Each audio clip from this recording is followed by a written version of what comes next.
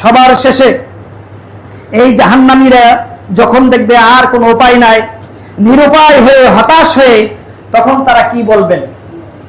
তখন তো কিছু একটা বলবেন, তখন নিজের উপর নিজে আফসোস করবেন। সূরা নাবার 40 নম্বর আয়াত আল্লাহ রাব্বুল আলামিন বলেন, তখন কি বলবেন জানেন? ওয়ায়াকুলুল কাফিরু ইয়া লাইতানি কুনতু তুরাবা। তখন কাফেররা বলবে, হায় আফসোস, আজকে যদি আমরা মাটি হয়ে যেতাম।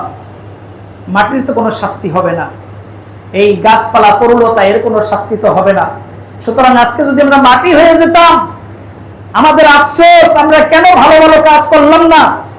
সুতরাং এই আফসোস করবে। আদের অন্য আয়াতের আছে, তাদের এই দাঁত দিয়ে তাদের এই আঙ্গুলগুলো কামড়াতে থাকবে আর চুল চিপতে থাকবে আর বলবে, আফসোস, কেন আমরা বুঝলাম না, কেন আমরা আল্লাহর ডাকে সাড়া দিলাম না, কেন আমরা নবীর তরিকায় চললাম না। সুতরাং সে আল্লাহর বিধান মহাসত্য, রাসূল সাল্লাল্লাহু আলাইহি সাল্লাম যেই জীবন আদর্শ নিয়েছেন এটাও মহাসত্য, কিয়ামত সত্য, জান্নাত সত্য, জাহান্নাম সত্য।